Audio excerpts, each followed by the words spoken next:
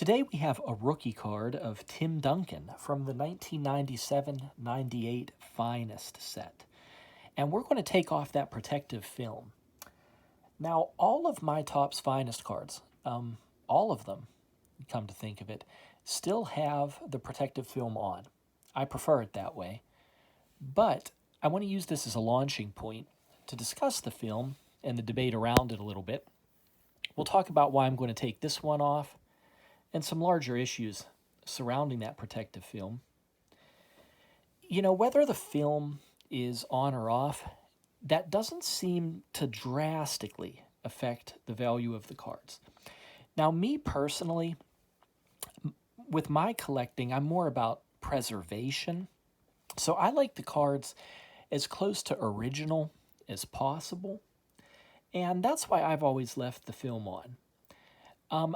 I guess also, I don't want to risk damaging the card when I try to take off that film. I'm just very intimidated about starting to brush, the edges or the corners, looking for somewhere to pull it off.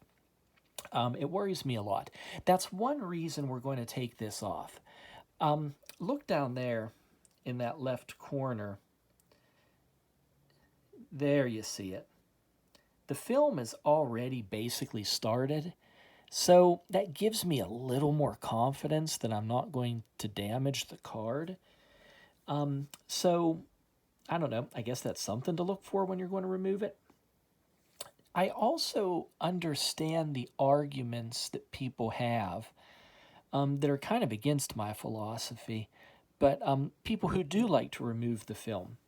I do understand it. The design of these cards and most of the Topps Finest cards is very busy. A lot going on. You don't need this Topps Finest protector peel and remove coating all over your card in addition to everything else that's going on there. It just becomes really cluttered, not as enjoyable. I understand that. I also know that when the cards are graded, if your protector has a lot of defects, you're probably going to get a lower grade than you deserve. And the card under the protector, yeah, it might be pretty nice. And that's the biggest reason we're going to remove this film.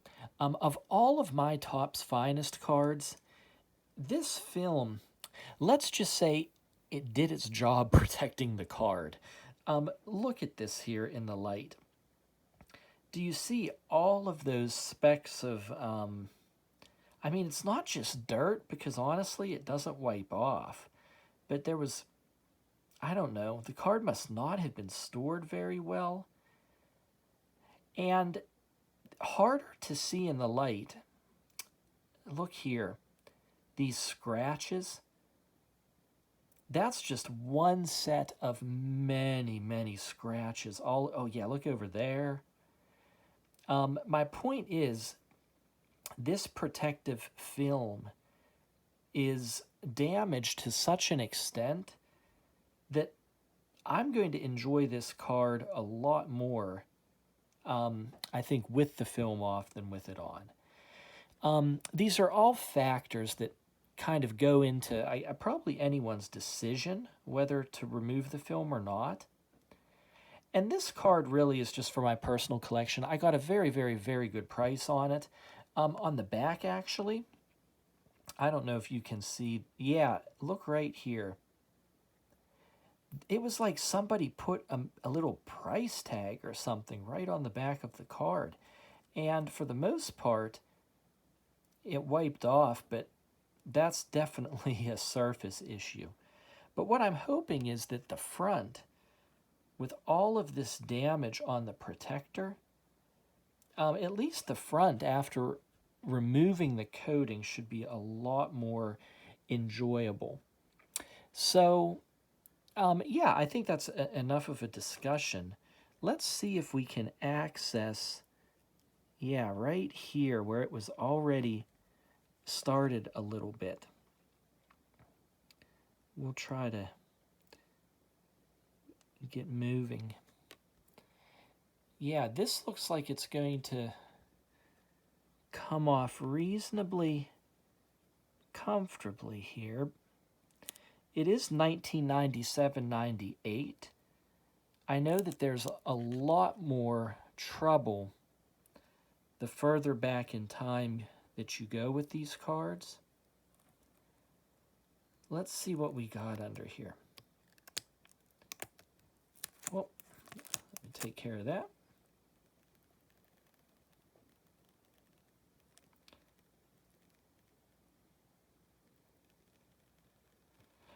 All right. Yeah, that was successful.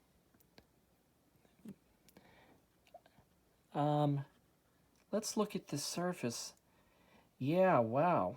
How about that? Compared to what was on that film,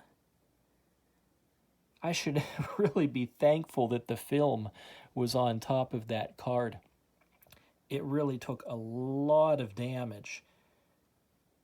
And now, yeah, we have a nearly perfect front surface.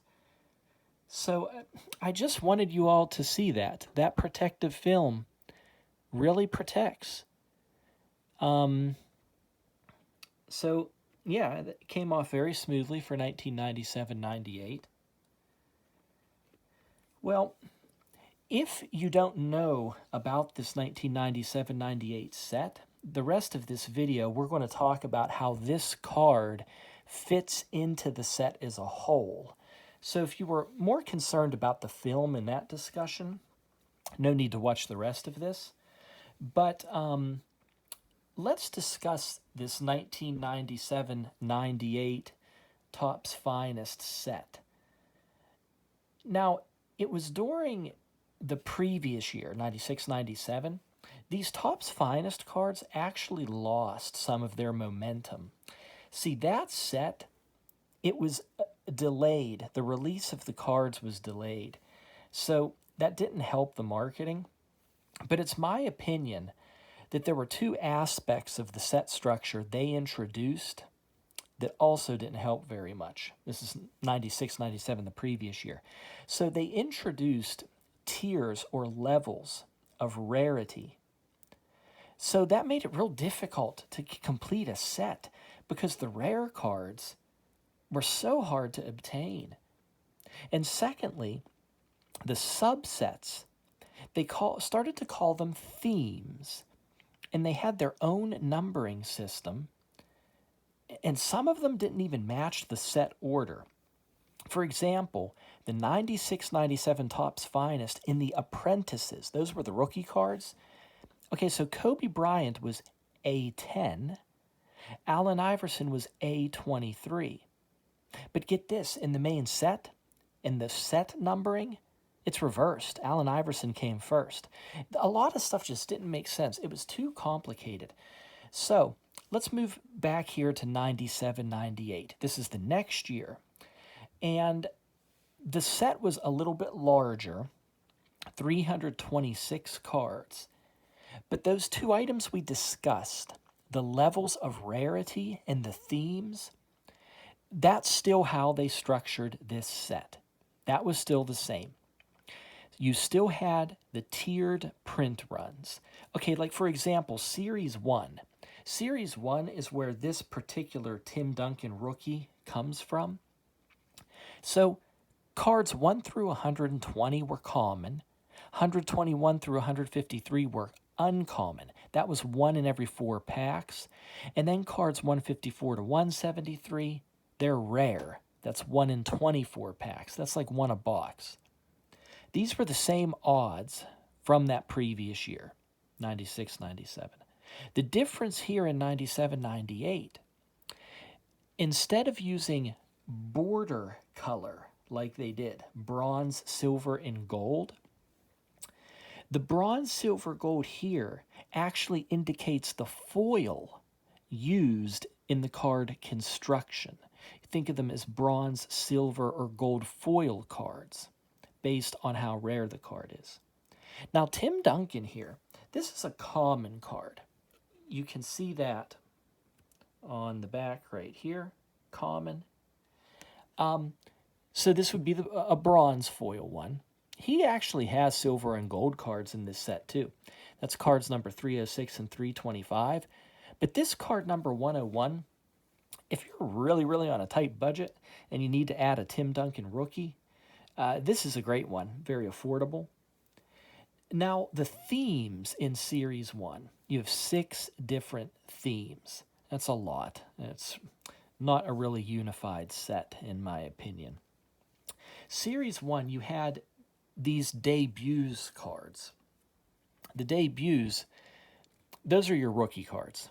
And Tim Duncan is the very first card in this set. D1. That's the Tim Duncan. In addition to debuts, you have catalysts, ball hawks, finishers, force, and masters. Whole bunch of themes.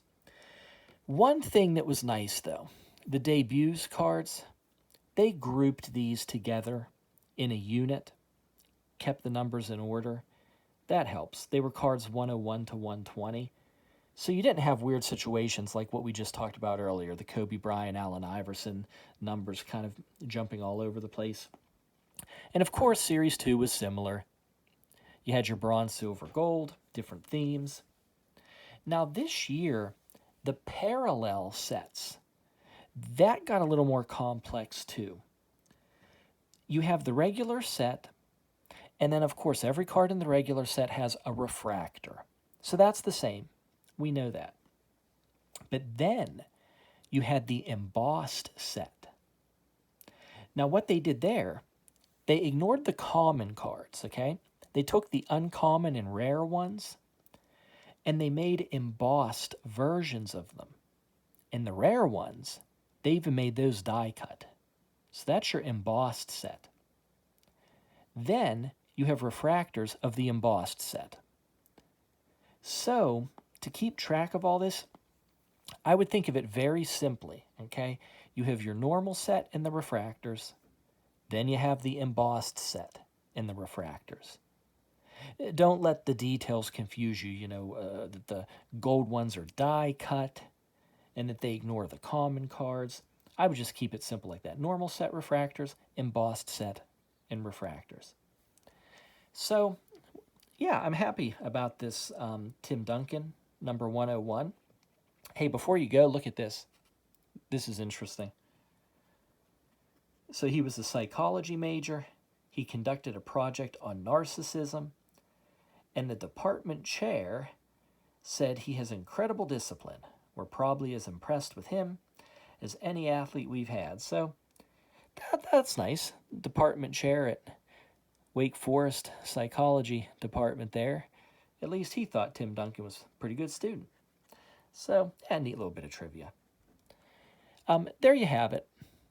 Yeah, let me know if you have any opinions about the protective foil. But, yeah, that's literally the first one I've removed. But in this case, I'm much happier with it off. I'll take care of the card now that it's off. Thanks for watching. Bye-bye.